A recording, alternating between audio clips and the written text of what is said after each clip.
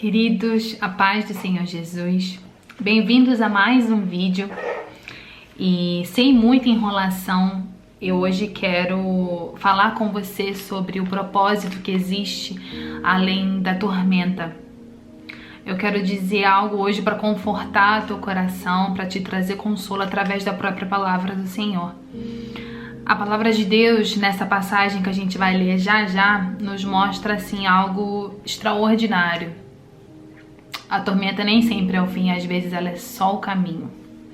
Então, tem uma história bem conhecida que fala muito ao meu coração e deixa isso muito claro, do extraordinário agir e mover de Deus, que é a história de Paulo e Silas, quando eles foram presos. Então hoje eu quero meditar com você nessa palavra e ver como Deus pode revelar o propósito até mesmo dentro do lugar mais escuro, do lugar mais improvável.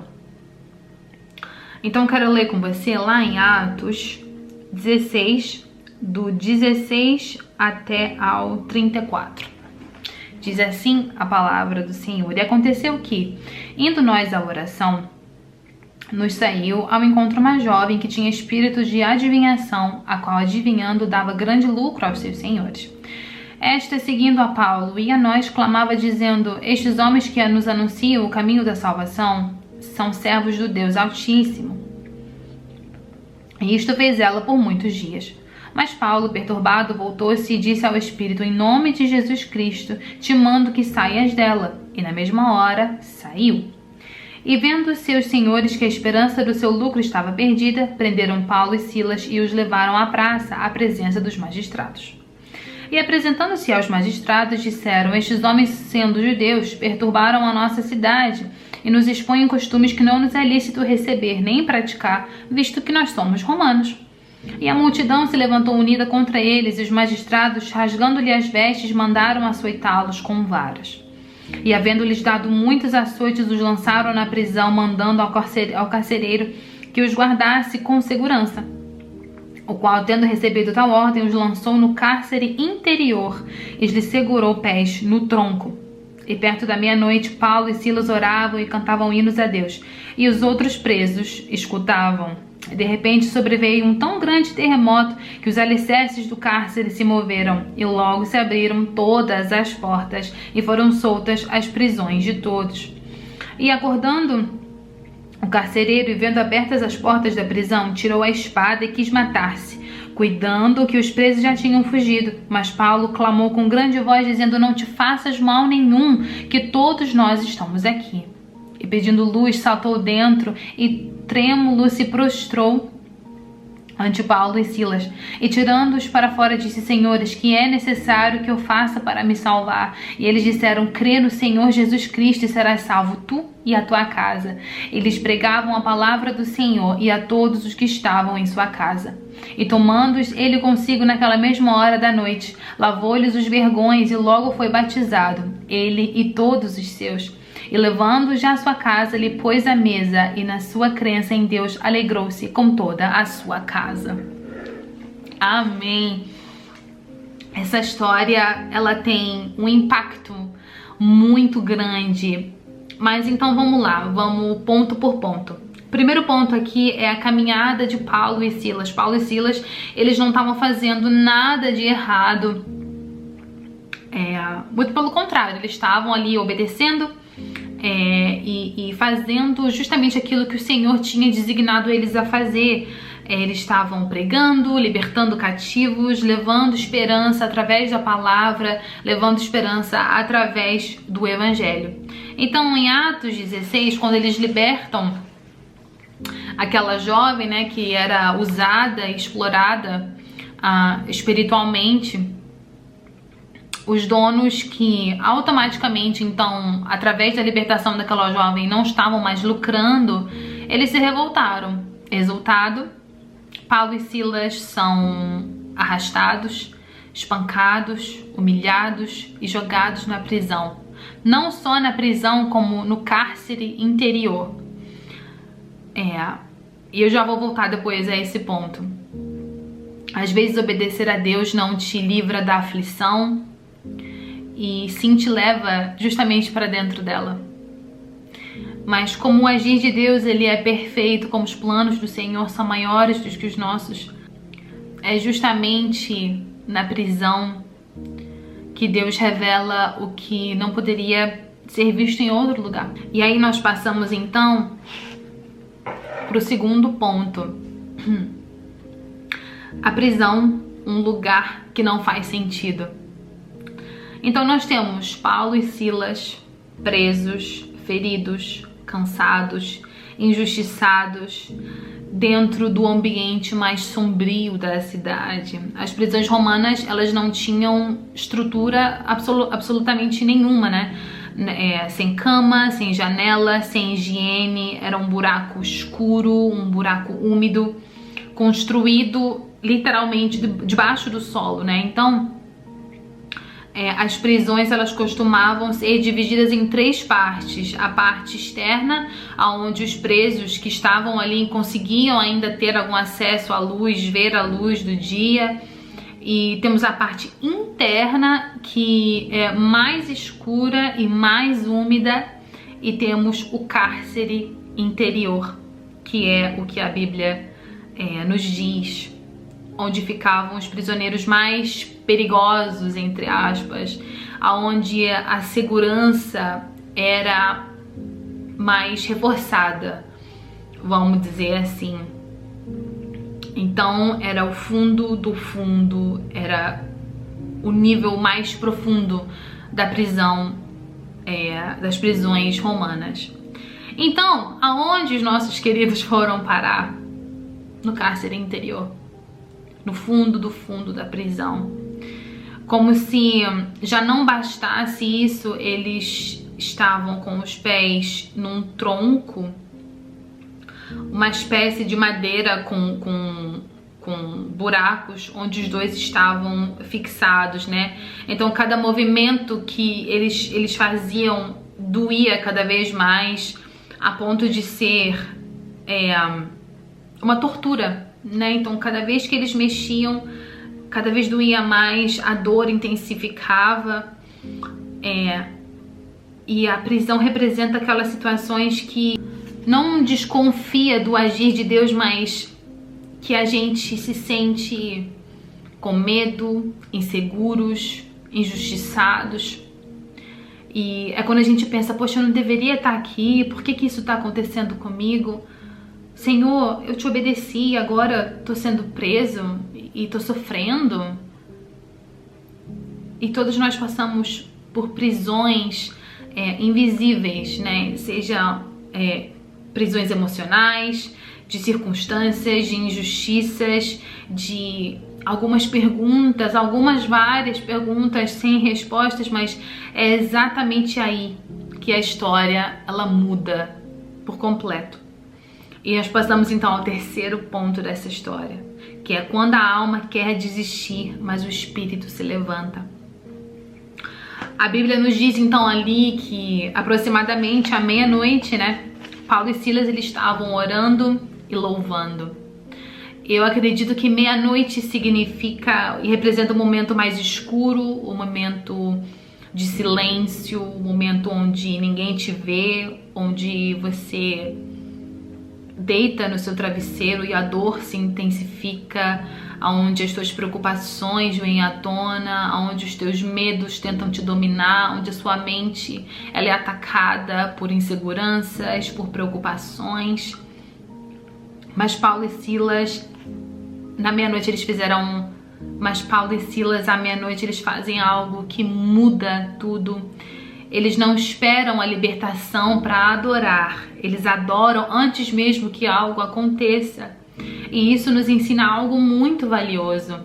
A adoração na tormenta não é negação de dor, e sim afirmação de fé. Então eles estavam aflitos? Sim. Eles estavam feridos? Sim. Cansados? Sim. Mas ainda assim, eles tinham voz. E com essa voz, eles escolheram louvar o Senhor.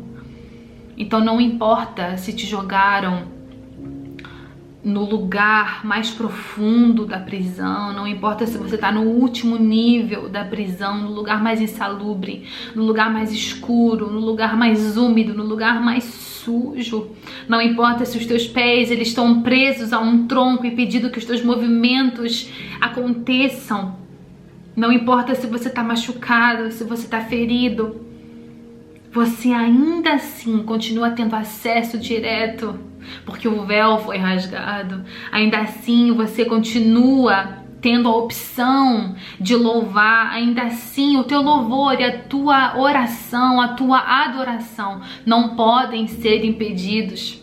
A Bíblia nos diz então que enquanto eles louvavam, de repente houve um terremoto. Não foi coincidência, não foi por acaso. Aquele terremoto foi uma resposta. Tanto que o terremoto veio durante a adoração e não antes da adoração, né? Às vezes nós pedimos com tanta força para Deus tirar a gente da tormenta, para Ele tirar a gente desse lugar de dor, sendo que Ele está nos ensinando, nos amadurecendo, nos preparando e esperando que a gente, enquanto dói, enquanto está escuro, enquanto está frio, numa prisão úmida, insalubre, Ele quer que a gente adore, Ele quer que a gente louve e Ele está esperando a gente se posicionar. Então aquele terremoto, ele não só abriu as portas, como soltou as correntes de todos aqueles que estavam ali. A sua adoração em meio à dor não liberta só você, mas também os outros que estão à sua volta. Através da sua vida, através da sua decisão de se posicionar, grandes coisas acontecem. A sua vida, ela é instrumento, teu testemunho é instrumento. E quando você se posiciona na maneira certa em Deus e você louva em meio à sua dor, portas são abertas, grilhões são quebrados e almas, vidas são alcançadas através da tua voz. Passamos então para o quinto ponto, que é o propósito além da tormenta, que inclusive é o título desse vídeo. Se Paulo e Silas não tivessem obedecido ao Senhor e não tivessem saído da cidade onde estavam para ir para aquela cidade, talvez aquela jovem que estava possuída por aquele espírito de adivinhação não tivesse sido liberta tão cedo. Se eles não tivessem sido presos, aquele carcereiro e a sua família jamais teriam ouvido falar sobre o amor de Deus, sobre o Evangelho, sobre a palavra que liberta. A tormenta tinha para Paulo e Silas um nome. O nome era propósito. Quando o carcereiro então tenta tirar a sua própria vida, né, como diz aqui a palavra do Senhor, Paulo grita: "Ei, não faz isso. Nós estamos juntos aqui, tá todo mundo aqui." Então, o impacto da postura deles fala muito mais do que qualquer outra coisa. Eles não só foram libertos de uma forma linda, sobrenatural, mas eles permaneceram ali também para cuidar da vida de alguém que nem sabia que precisava de Deus. Qual foi o resultado? O carcereiro é salvo, a sua família é salva, e uma nova história começa dentro daquela casa, dentro daquela família. Tudo porque dois homens se posicionaram e decidiram acreditar que mesmo na prisão, Deus ainda tinha um propósito. Eu não sei qual é a prisão que você está agora. Eu não sei se a sua meia-noite já chegou. Talvez você não entende por que Deus permite certas coisas, e eu tô falando tanto pra você quanto pra mim também. E a gente precisa lembrar sempre que a prisão, ela não cancela o propósito, que a tormenta, ela não impede o plano, e que a dor não anula as promessas, nem aquilo que Deus vai fazer. Se Paulo e Silas tivessem desistido, ninguém seria alcançado, ninguém teria sido salvo, aquela família não teria tido uma chance de caminhar com o Senhor. Mas através do louvor daqueles homens, durante a tormenta, vidas foram alcançadas, vidas foram transformadas e vidas foram salvas. E cá entre nós, Nós que conhecemos a Jesus, que conhecemos ao Senhor, nós sabemos o valor de uma vida. Nós sabemos o quanto custa, nós sabemos o preço de uma vida para o Senhor. Então hoje, Deus faz questão de nos lembrar que existe um propósito sim além da tormenta, que o teu louvor no escuro pode abrir portas que você nem imagina e que nenhuma prisão é forte o suficiente para impedir o agir de Deus. E é com essas palavras que eu encerro e eu espero que esse vídeo, que essa palavra tenha chegado ao teu coração de forma especial. Eu quero te convidar, aonde quer que você esteja, vamos orar juntos por isso.